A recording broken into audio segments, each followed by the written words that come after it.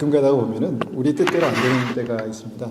만사가 뭐 여러 가지 일들이 우리 뜻대로 안 될 때 우리는 생각합니다. 이것이 하나님의 역사인가 마귀의 역사인가?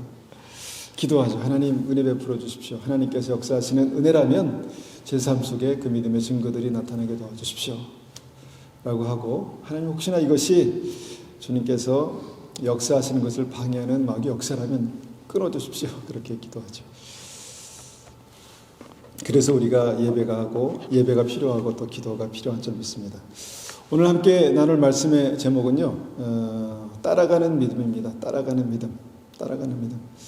자, 누구를 따르는가? 누구를 따라가는가? 이것은 우리의 삶 속에 굉장히 보편적으로 항상 있는 일이지요. 자녀들이 부모를 따라서 어릴 때 이렇게 바라보면서 자라가고, 또 직장에 들어가면 또 우리가 뭐 누구 라인이냐 뭐 그런 게 있지 않습니까? 그래서 앞에 있는 사람들을 따라가면 이렇게 가죠. 뭐 정치도 계파가 있지 않습니까? 그래서 결국은 누구를 따라가는가, 이것이 우리의 삶 속에 계속해서 그렇게 우리의 삶을 결정하는, 인도하는 그런 문제다라는 것을 보게 됩니다. 오늘은 믿음에서 따라가는 것이 어떤 것인가, 따라가기 위해서 무엇이 필요한가라는 생각을 말씀을 통해서 우리가 다시 한번 고민해 보기 원합니다. 예수님께서 12제자를 부르실 때 그들에게 공통적으로 하신 말씀이 있습니다. 무엇인지 아시겠습니까? 예수님께서 12제자를 부르실 때 나를 따르라 이렇게 말씀하셨습니다. 예수 믿어라, 믿고 구원받아라가 아니라 나를 따르라. 이것이 예수님께서 12제자에게 아주 공통적으로 말씀하신 것이었습니다. 당시에 12제자들은요, 대부분이 반 이상이 생계형 어부였습니다. 그러니까 뭐 어부라 하면 그 시대에 뭐 갈릴리 호수 근처에 사는 모든 사람들이 그냥 살아가기 위해서 그냥 하는 직업이었습니다. 평범한 직업. 그리고 그 중에 한 사람은 마태였습니다. 세리였습니다. 세리 마태. 당시에 세리는 어떻게 보면 욕먹는 직업이었습니다.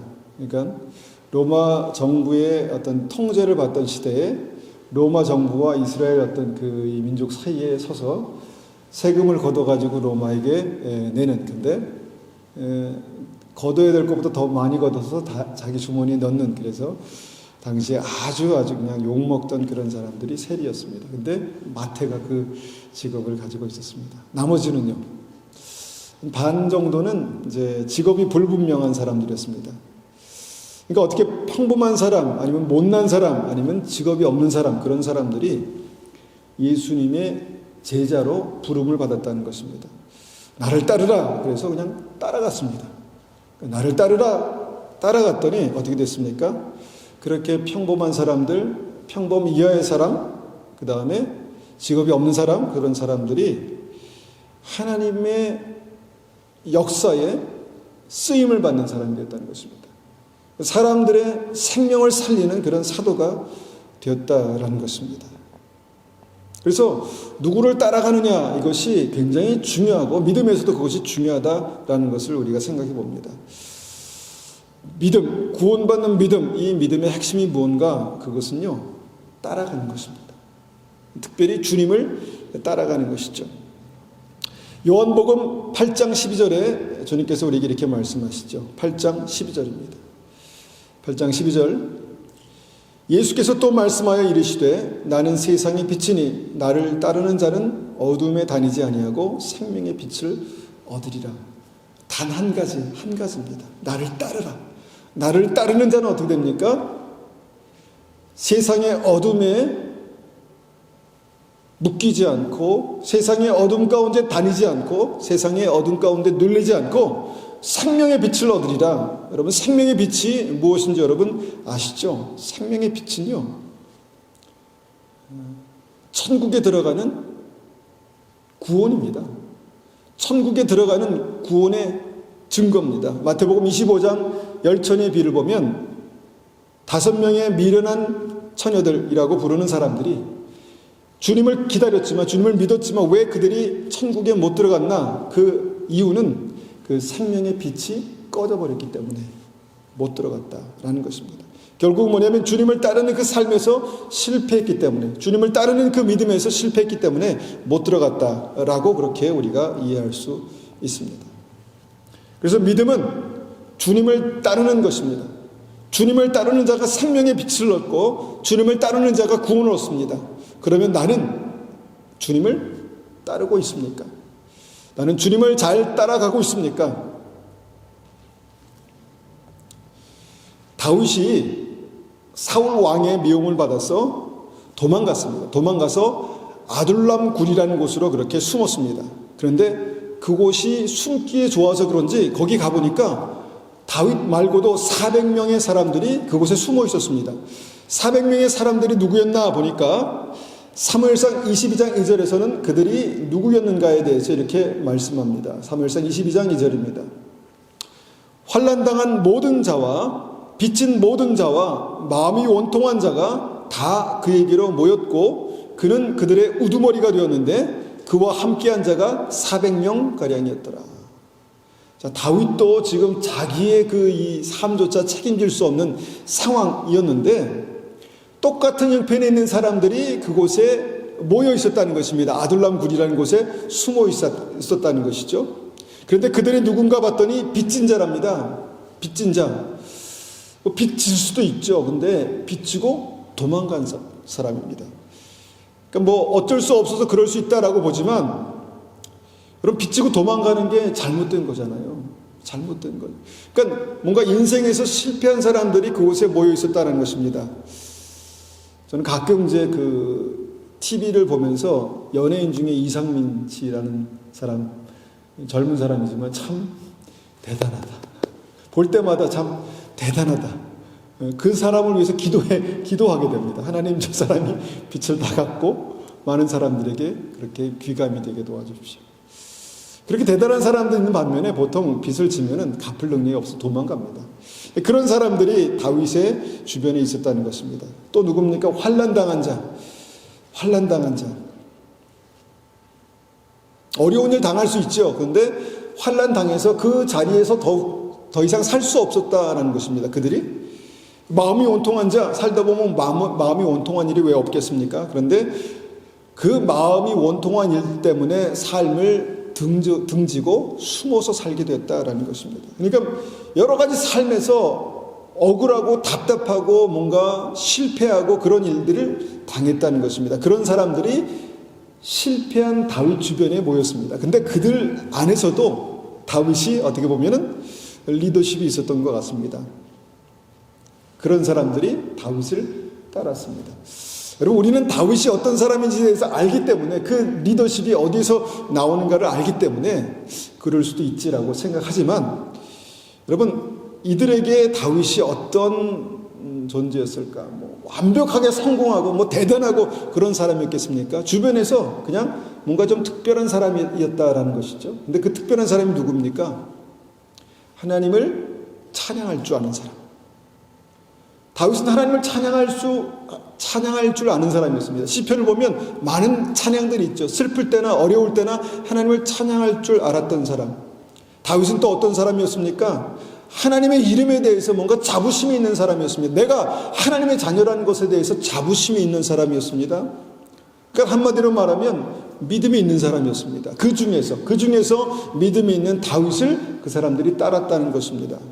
그런데 그렇게 다윗을 따라가는 그 삶, 그 400명의 사람들의 삶이 여러분 실패와 절망과 배척과 그런 모든 것들을 포기한 그런 사람들이 나중에 어떻게 됩니까? 하나님께서 다윗을 통해서 하나님의 나라를 세우게 하실 때, 이스라엘을 건국하게 하실 때 그들이 건국 주축 멤버입니다. 건국 주축 멤버입니다. 그 중에 장군들이 있었고 그 중에 정치가가 있었고 그 중에 이 나라를 세워갈 그런 사람들이 있었다는 것입니다. 놀라운 일 아닙니까? 그냥 하나님을 잘 믿는 다윗을 따라갔더니 모든 인생이 실패한 그들이 그 이스라엘, 하나님의 나라 이스라엘의 건국을 책임지는 그런 사람이 되었다라는 것입니다. 그러니까 이렇게 따라가는 것, 그러니까 우리 꼭 추상적으로 믿음을 따라간다, 하나님을 따라간다 이렇게 하지 않아도 주변에 귀감이 될 만한 믿음의 사람들을 따라가는 것, 이것이 굉장히 인생을 다르게 만든다라는 것을 보게 됩니다. 여러분, 그 이스라엘의 그 구약에 살던 이스라엘의 구원의 역사를 우리가 생각해 보면 하나님을 믿는 이스라엘 백성들이 어쩌다가 이집트의 노예로 살게 되었습니다. 그런데 노예로 살던 이스라엘 백성들을 하나님께서 불쌍히 여기셔서 그를 구원하시기로 작정하셨습니다. 그래서 모세를 보내시고 모세에게 사명을 주십니다. 그 사명이 무엇입니까? 모세를 애굽에서 건져내라는 것입니다. 끌어내라는 것입니다. 그래서 이스라엘 백성들이 어떻게 했습니까? 모세를 따라갔습니다. 모세를 따라갔습니다. 하나님께서 세우시고 하나님께서 말씀을 주셔서 정말 그들 앞에 있는 모세, 그냥 겉에 보기에는 그냥 추리하게 이렇게 목자의 어떤 목동의 옷이라고 할까요? 그런 옷을 입고 그냥 그렇게 서 있는 보통 사람인데 하나님께서 그에게 사명을 주시고 하나님께서 은혜를 주셔서 그들을 주님께서 이끌게 하십니다. 그리고 이스라엘 백성들이 모세를 따라갑니다. 그리고 나중에 모세가 그의 사명을 다 마칠 즈음에는 다시 그들이 여호수아를 따라가죠. 그리고 가나안에 들어갑니다. 그래서 우리가 믿음 안에서 따라가는 것이 얼마나 중요한가에 대해서 다시 한번 깊이 생각하게 된다라는 것입니다. 결국은 다윗을 따라가는 것, 모세를 따라가는 것, 여호수아를 따라가는 것, 이것이 사람을 따라가는 것 같지만 하나님께서 세우시고 또 하나님께서 사용하시는 그 사람을 따라갔더니 그들의 삶에 하나님의 은혜, 하나님의 구원이 이렇게 역사했다라는 것입니다. 그래서 믿음은 따라가는 것입니다. 예수님도 나를 따르면 생명의 빛을 얻는다 이렇게 말씀하셨습니다. 그러니까 따라가는 것이 그냥 추상적인 것이 아니라 실제적으로 역사 속에서 성경에서 그것은 정말 믿음의 사람을 발자취를 따라가는 것이고 그 인도하심을 따라가는 것이고 하나님께서 역사하시는 그 은혜를 따라가는 것이다라는 것을 우리가 실제적으로 우리가 보게 된다라는 것입니다. 그래서 믿음에선, 구원받는 믿음에선 따라가는 것이 굉장히 중요하다, 이런 것을 생각해 봅니다. 그런데 우리가 주님을 따라가려면, 다윗을 따라가려면, 모세를 따라가려면 궁극적으로 한 가지 중요한 것을 생각해 봐야 합니다. 중요한 것, 어떤 것을 생각해 봐야 하는가 하면요, 따라가려면 있던 곳에서 떠나야 한다는 것입니다. 400명의 아둘람 굴에 살던 400명의 사람들이 다윗을 떠났기 때문에, 사울 왕을 떠났기 때문에 다윗을 만날 수 있었습니다. 그들이 아둘람 굴을 떠났기 때문에 이스라엘 건국 주축이 되었죠. 이스라엘 백성들이 애굽을 떠날 수 있었기 때문에 가나안에 들어간 것입니다. 그들이 애굽을 떠나 광야로 들어갔습니다. 그리고 광야를 떠날 수 있었기 때문에 가나안에 들어갈 수 있었다는 것입니다. 그래서 우리가 따라가는 데 있어서 아주 중요한 것 한 가지, 우리가 전제해야 될 한 가지는 뭐냐면 떠날 수 있어야 한다라는 것입니다. 우리의 믿음 안에서도요, 주님을 따르기 위해서는 분명히 떠나야 할 것이 있다라는 것을 생각해 봅니다. 주님을 잘 따르기 위해서는요, 떠나야 할 것이 있다라는 것입니다. 그렇다면 떠나야 되는 것이 어떤 것인가? 떠난다는 것이 어떤 의미인가? 우리가 한번 생각해 봅니다.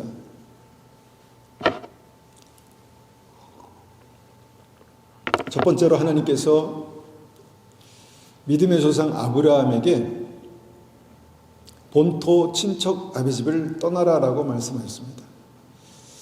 아브라함에게 주신, 믿음의 조상 아브라함에게 주신, 하나님께서 사랑하시는 아브라함을 주님께서 구원하시기 위해서 첫 번째 주신 말씀이 고향과 친척과 아비집을 떠나라, 이렇게 말씀하셨다라는 것입니다. 그래서 다시 한번 확인하게 되는 것이 떠나는 것이 믿음이다라는 것이죠. 다시 한번 우리가 생각해 봅니다. 떠나야 하는 이유가 무엇입니까? 여러분, 고향 집이 정말 힘들어서 떠나는 것일까요? 친척들이 나를 불편하게 해서 떠나는 것일까요? 문제가 있어서, 가정에 심각한 문제가 있어서 떠나는 것일까요? 왜 떠나라고 말씀하셨을까요? 자, 우리가 앞서도 보았듯이 떠나야 되는 이유는 단 한 가지입니다. 그것은 뭐냐면 하나님을 따라가기 위해서, 생명의 길을 가기 위해서 떠나야 한다라는 것입니다. 아브라함이 하나님을 따라가기 위해서 어떻게 합니까? 떠나갑니다.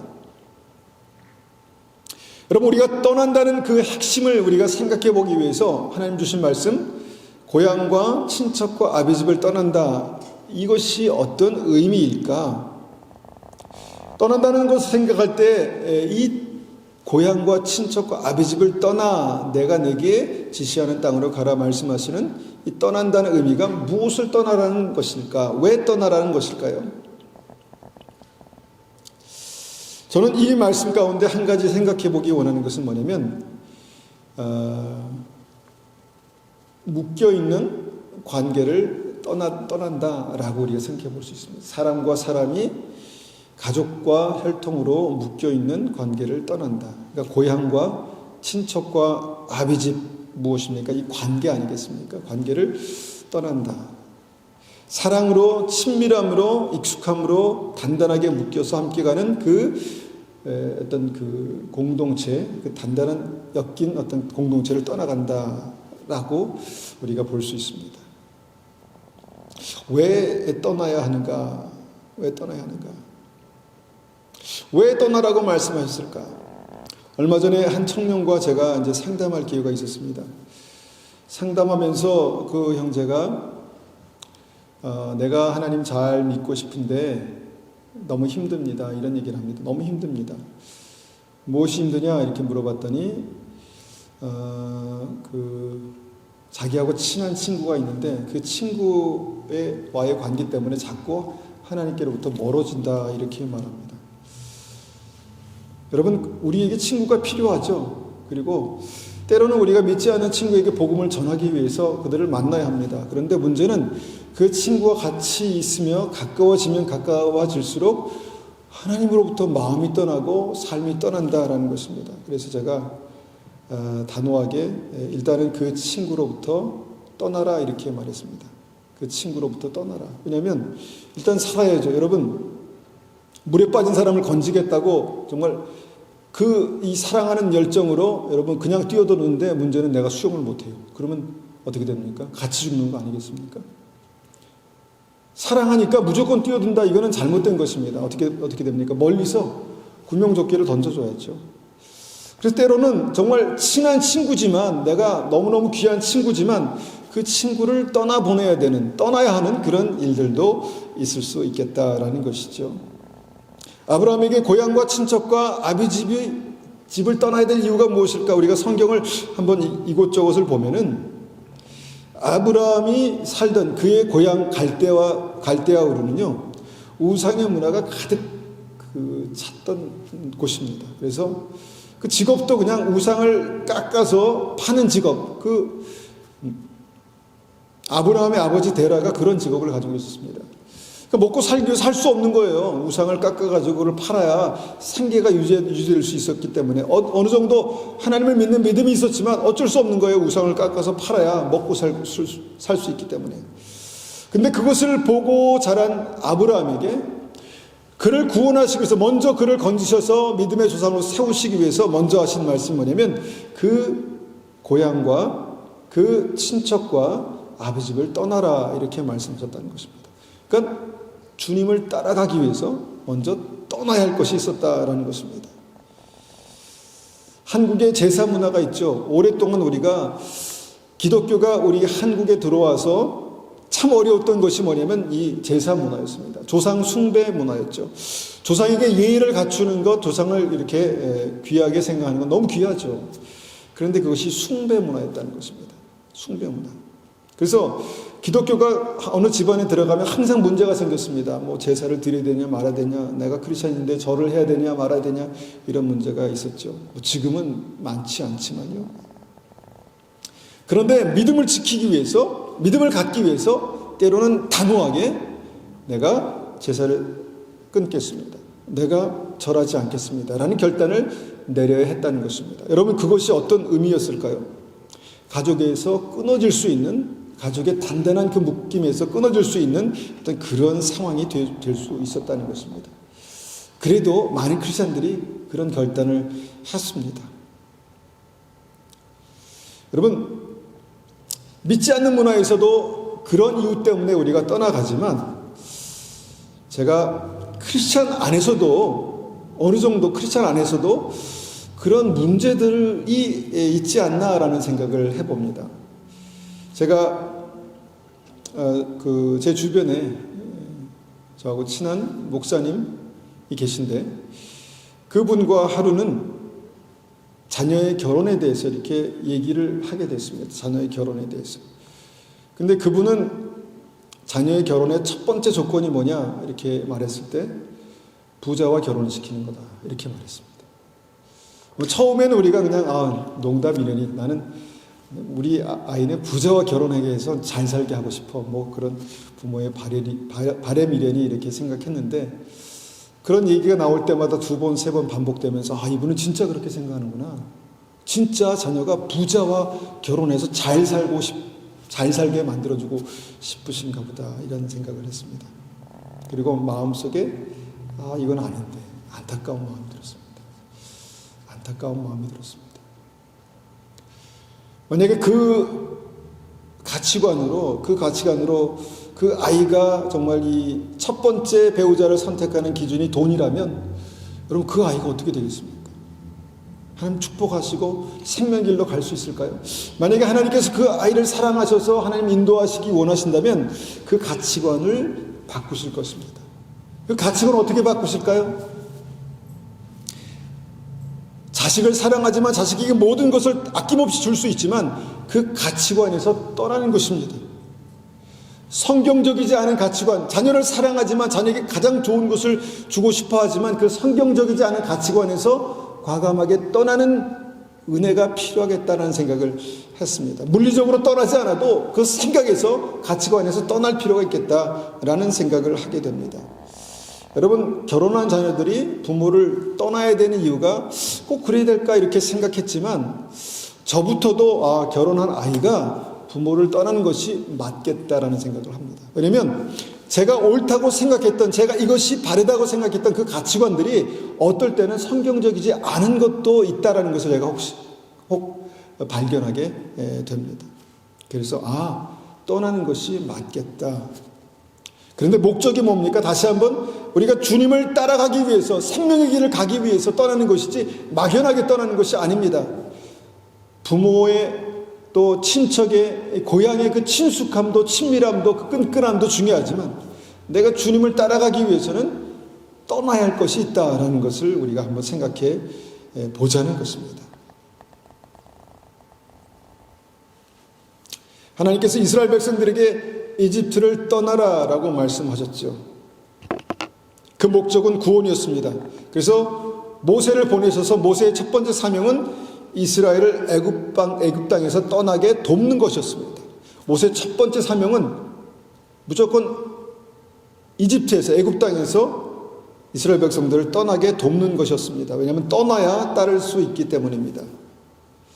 자, 여기서 떠난다는 것이 무엇인가? 물리적으로 우리가 이집트를 떠난다라는 것을 생각해 볼 수 있지만, 히브리서에는 이것을 구원이라고 말씀하고 있거든요. 구원. 그러면 구원받은 하나님의 백성들이, 이 시대를 살아가는 하나님의 백성들이 이집트를 떠난다, 애굽을 떠난다라는 것이 어떤 의미일까요? 다시 말하면 세상을 떠난다라는 것이 어떤 의미일까요? 애굽이 어떤 것인가 생각해 봤더니, 고달프고 힘들어도 밥은 먹을 수 있는, 밥은 먹여주는 곳이 애굽입니다. 그 노역하는 것이 얼마나 힘들겠습니까? 근데 밥은 먹여줍니다. 죽지 않을 만큼 밥은 먹여줍니다. 매일은 아니겠지만 겉으로만 가끔 바알에게 절하면 편안하게 잠잘 곳을 허락해 주는 것이 바로 애굽이었습니다.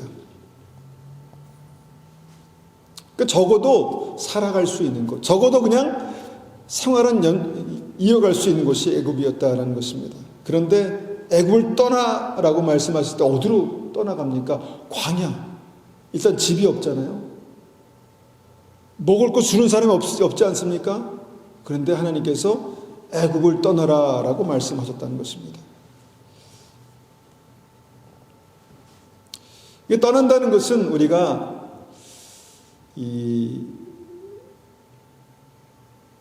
먹고 살기 위해서 일해야 한다. 불행해지지 않기 위해서 일해야 된다. 이런 세상적인 사고 있지 않습니까?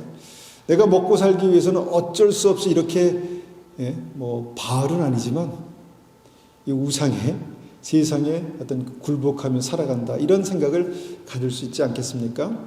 그런데 내가 단호하게 믿음을 지키기 위해서 과감하게 내가 다른 방법을 선택하겠다라고 하는 어떤 그런 결단, 그런 의미가 애굽을 떠난다는 의미가 아닐까 생각해 봅니다.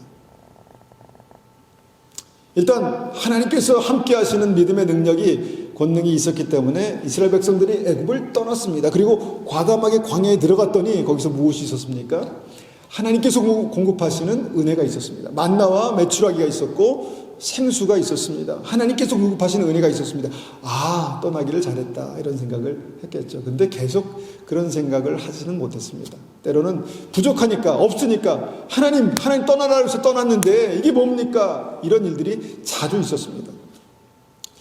그런데 여기서 한번 생각해 보는 것은 뭐냐면 그들이 몸은 그렇게 떠났지만요 마음이 아직 떠나지 못했습니다. 마음이 에집트를 떠나지 못했다는 것입니다.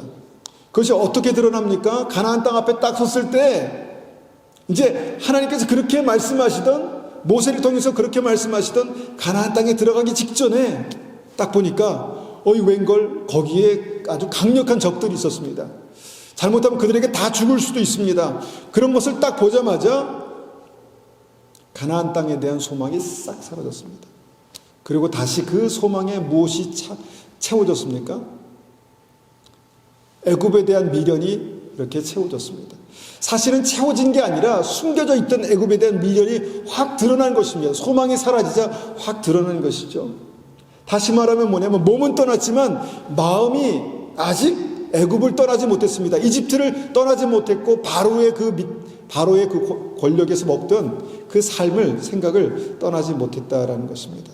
그리고 말합니다. 적어도 애굽으로 돌아가면 지금보다 낫지 않겠냐? 애굽으로 돌아가면 편안히 누울 곳은 있었지 않냐? 애굽으로 돌아가면 적어도 먹고 살 수 있는 밥은 주지 않았냐? 이런 얘기들을 합니다. 그리고 애굽으로 돌아가자 이렇게 말합니다. 여러분 믿음에서 실패하는 이유나 이스라엘 백성들이 가나안에 들어가는 것에 실패한 이유가 같은 것을 여러분 아셔야 합니다. 몸은 떠났지만 마음이 떠나지 못하니까 결정적인 순간에 다시 돌아갑니다. 다시 돌아가자 합니다. 그래서 그들이 믿음에서 실패했다라고 히브리서에서는 말씀합니다. 우리가 떠난다는 의미, 애굽을 떠난다라는 의미가 무엇일까? 한번 고민해 봅니다. 이것은 설교에서 우리가 다 얘기할 수 없지만 세상적인 돈에 대한 생각, 세상 사람과 내가 이 돈에 대해서 바라보는 가치가 뭐가 다를까? 성공에 대한 나의 생각, 성공을 바라보는 세상 사람들의 시각과 정말 하나님의 백성으로서 성공을 바라보는 이 시각이 뭐가 다를까? 결혼에 대한 나의 생각, 세상 사람들이 원하는 결혼과 크리스찬인 내가 원하는 결혼이 뭐가 다를까? 직장에 대한 나의 생각, 내가 좋아하는 내게 필요한 직장과 정말 세상 사람들이 원하는 직장과 그 차이가 뭘까? 다른 직장, 다른 것을 하라는 것이 아니라 어떤 생각을 가지고 바라보는가를 볼 때 분명히 우리의 삶에도 이집트를 떠나야 되는 하나님의 사람들의 어떤 믿음이 있다라는 것을 생각해 봅니다. 예수 믿는 사람들은 세상 사람들과 분명히 다릅니다. 달라야 하지 않을까요? 만약에 다르지 않다면 떠나지 않은 것입니다. 돈의 생각과 결혼에 대한 생각과 직업에 대한 생각과 성공에 대한 생각이 세상 사람들과 똑같다면 무엇인가 내가 애굽에서 세상에서 아직 내 마음이 떠나지 않은 것입니다. 그러니까 따를 수가 없죠. 주님을 따를 수가 없습니다. 주님을 따르는 것이 기쁨이 아닙니다. 억지로 따라가지만 결정적인 순간에 다시 돌아갈 것입니다. 왜냐하면 떠나지 않았기 때문에. 떠나야 따라갈 수 있는 것입니다. 이스라엘 백성들처럼 애굽은 떠났지만 가나안에 들어가지 못하고 애굽과 가나안을 왔다 갔다 하면서 그냥 광야를 빙빙 돌아다니는 그런 인생을 평생 살다가 주님 앞에 딱 갔는데 주님께서 너는 누구니? 나는 너를 알지 못한다 라고 말씀하시면 어떻게 하겠습니까? 그러니까 우리가 주님을 따라간다는 것은 굉장히 실제적인 문제입니다. 주님을 따라가기 위해서는 무엇을 떠나야 한다는 것이 굉장히 실제적인 문제다라는 것입니다. 대다수의 이스라엘 백성들은요, 하나님이 함께 하시는 불안정한 가나안보다는 하나님이 없는 것 같은 그런 안정된 이집트를 선호했습니다.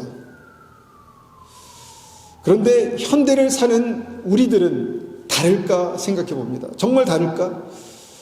불안전한 가나안, 뭔가 불안전한 보이지 않는 하나님의 나라, 이것을 정말 사모해서 한 걸음 한 걸음 힘있게 걸어가는데 혹시나 우리의 마음속에 안정감 있는 이집트, 안정감 있는 어떤 그 바알의 영향력 아래서 그렇게 떠나지 못하는 것이 있지 않을까, 이런 고민을 해봅니다.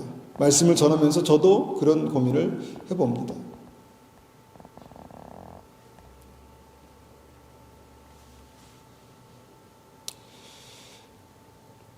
많은 사람들이요, 진짜 믿음이 언제 나타나는가 봤더니 삶이 불안정해질 때 나타나더라고요.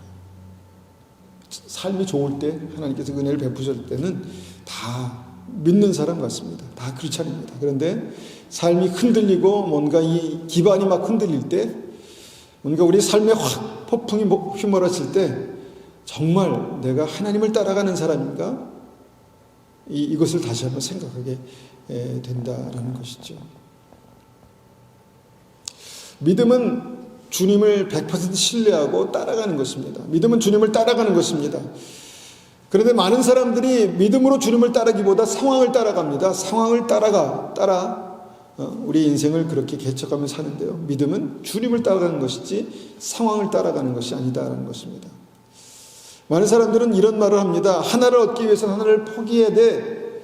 하나를 얻기 위해서는 하나를 포기해야 돼. 여러분, 믿음으로 주님을 얻기 위해서는요, 뭔가 하나를 포기해야 됩니다. 그것이 떠나야 할 것입니다.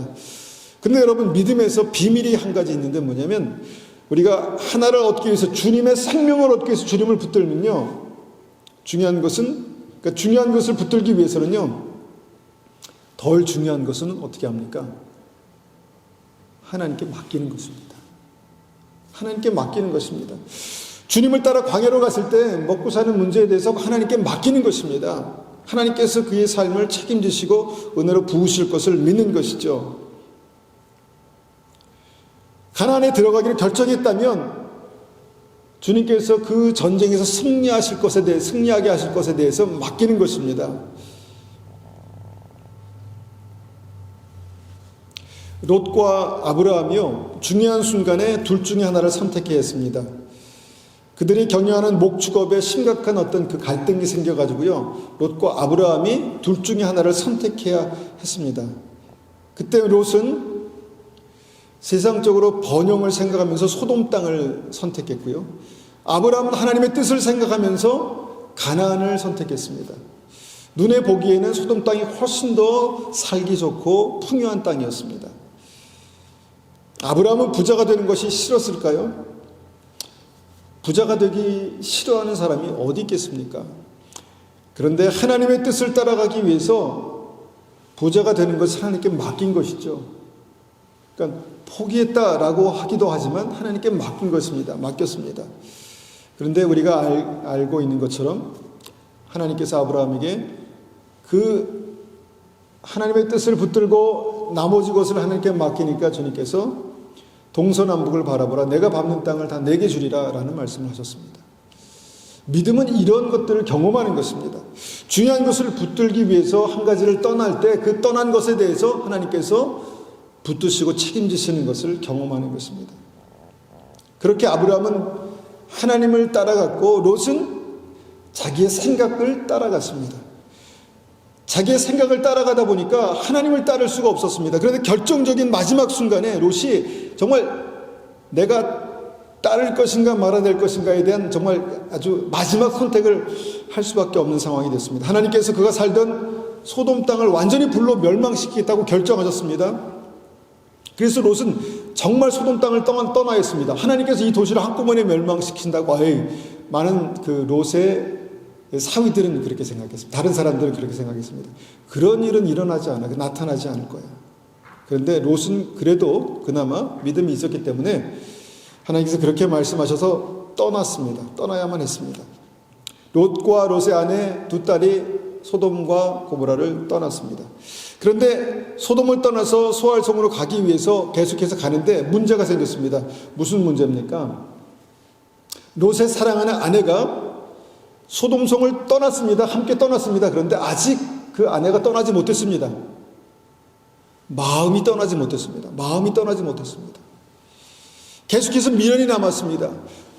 소알성으로 향하여 가는 그 구원의 길에서 절대로 뒤를 돌아보지 말라라고 말씀하셨는데 너무너무 그 미련이 남아서 하나님께서 혹시나 멸망하지 않으면 내가 다시 갈 수 있을까, 아마 그런 생각을 했던 것 같습니다. 그리고 뒤를 돌아보는 순간 그가 소금 기둥이 되어서 구원의 땅 소알성에 들어가지 못했다라는 말씀이 나옵니다. 그리고 신약 성경은 롯의 철을 생각하라 이렇게 말씀합니다. 롯의 철을 생각하라. 그러니까 구원의 중요한 포인트에서 롯의 철을 생각해라. 이거 무슨 말씀입니까? 몸은 떠났지만 그 마음이 떠나지 못해서, 그 마음이 묶여서 하나님을 따르지 못했던, 생명의 길을 가지 못했던 롯의 철을 생각하면서 몸과 마음이 온전히 주님을 따라가는 그런 믿음을 가지라라고 하는 주님의 말씀이라고 믿습니다.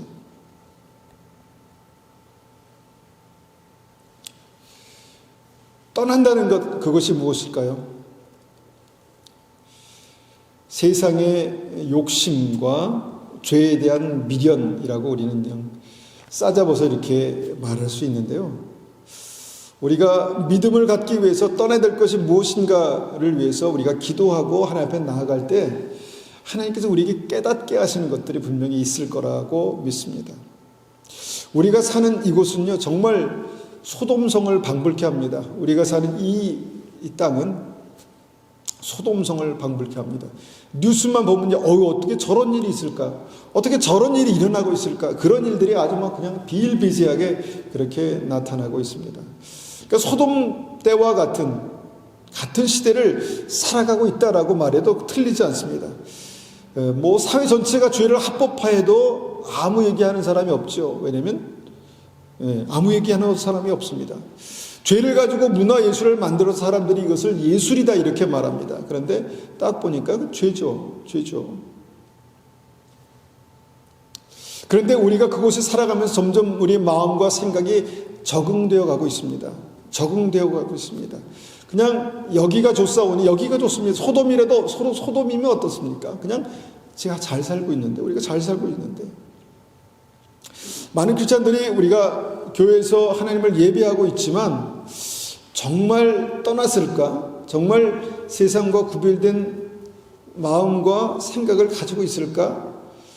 매일 소돔을 보면서 소돔을 생각하고 묵상하면서 주님을 따라갈 수 있는 것이 이게 쉽지 않겠다라는 생각을 합니다.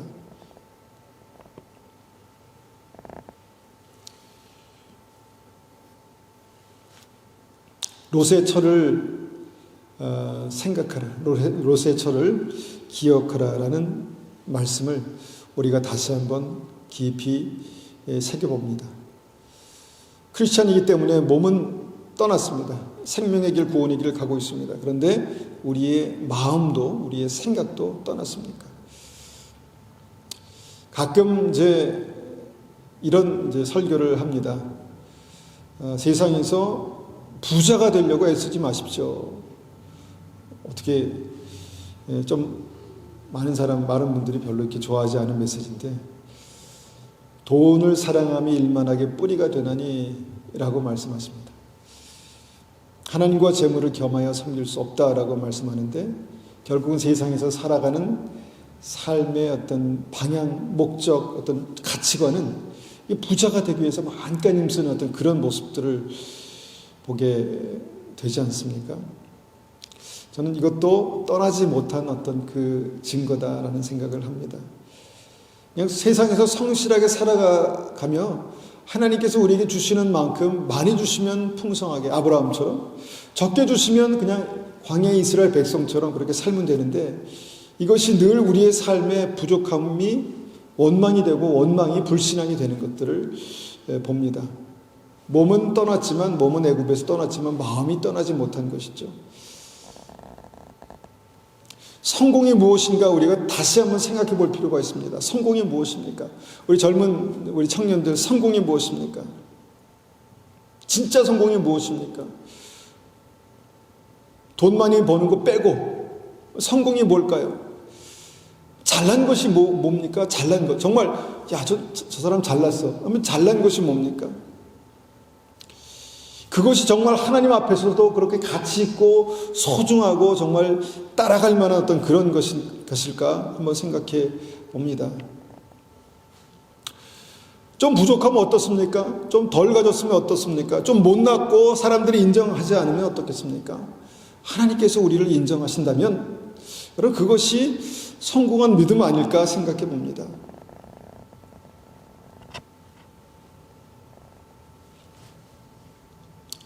가끔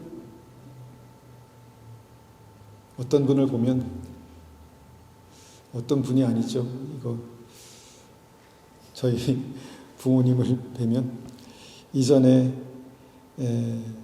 일찍 팔아서 손해본 부동산에 대해서 말씀하시는 것들을 가끔 듣습니다. 우리에게도 그런 마음이 있지 않습니까? 그때 그거 팔지 말았어야 되는데. 물론 그럴 수 있습니다. 그럴 수 있습니다. 그런데 그것에서 우리가 완전히 떠날 수 있으면 은혜라고 생각합니다. 내가 그때 그 나를 아프게 하고 상처를 준 사람 계속 생각합니다. 계속 생각하면서 그 사람에 대해서 이 분노와 아픔을 쏟아냅니다. 이미 떠났지만 마음이 떠나지 못해서 묶여있는 것입니다. 그냥 주님께서 주님 앞에 섰을 때 그것이 무슨 의미가 있겠습니까? 완전히 딱 끊어버리고 떠날 수 있으면 그것이 최고의 은혜가 아니겠습니까?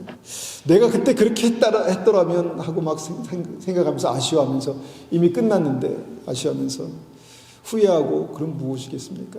그러니까 이 모든 것들이 뭐냐면 이 떠나지 못한 마음의 어떤 증거들이 그렇게 남아있는 것이다라는 것입니다. 혹시나 그것들 중에서 소돔에 속한 생각, 소돔에 속한 어떤 그런 마음, 이것도 있지 않을까 생각합니다. 여러분, 여러 가지 얘기를 했지만 주님을 따르려면 잘 떠날 수 있는 은혜가 우리에게 필요합니다. 떠나야 따를 수 있다라는 것입니다. 그런데 가끔 우리가 마귀가 이 떠나는 것과 따라가는 것에 대해서 이 혼동하게 합니다. 혼동해서 믿음에서 잘못된 길로 가게 하죠. 70인의 제자들 우리가 보면 그렇죠.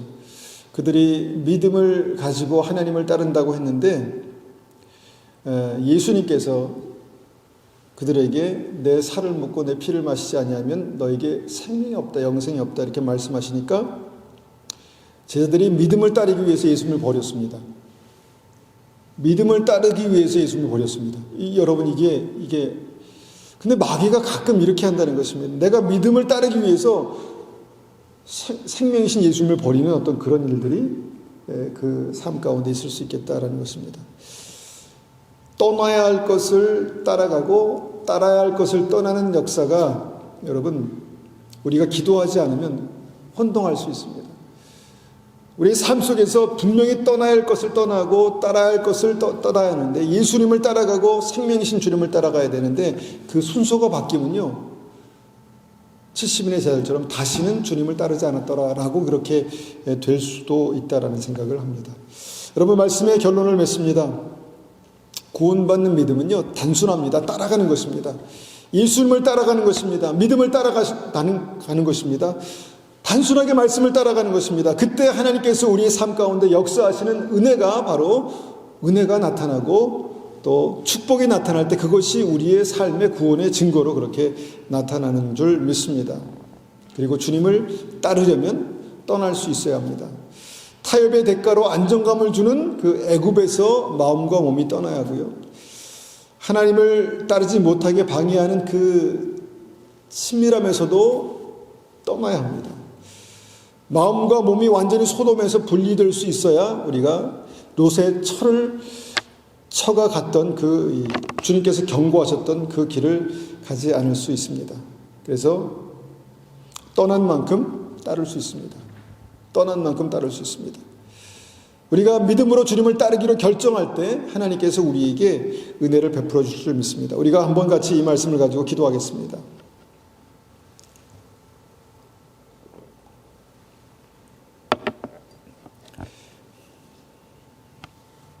예수님께서 나를 따르라 말씀하셨습니다. 주님께서 나를 따르면 생명의 빛을 얻는다 말씀하셨습니다. 여러분, 이것이 구원입니다. 우리가 믿음을 갖는 것, 또 우리가 주님 앞에 그 믿음으로 고백하는 것, 이 모든 것들이 결국은 주님을 따라가기 위해서, 주님을 따르기 위해서 하나님 앞에 그렇게 기도하고 간구하고 고백하는 것입니다. 하나님, 우리의 삶이 정말 길과 진리와 생명이신 예수님을 따라가는 삶이 되게 도와주시옵소서. 믿음을 따라가고 말씀을 따라가고 주님의 인도하심을 따라가는 그런 귀한 은혜가 있게 도와주시고, 하나님 그렇게 따르기 위해서 우리를 묶고 있는 것들에 대해서 우리가 하나님 믿음으로 떠날 수 있는 그런 은혜가 있게 도와주십시오. 그렇게 한번 같이 기도하겠습니다.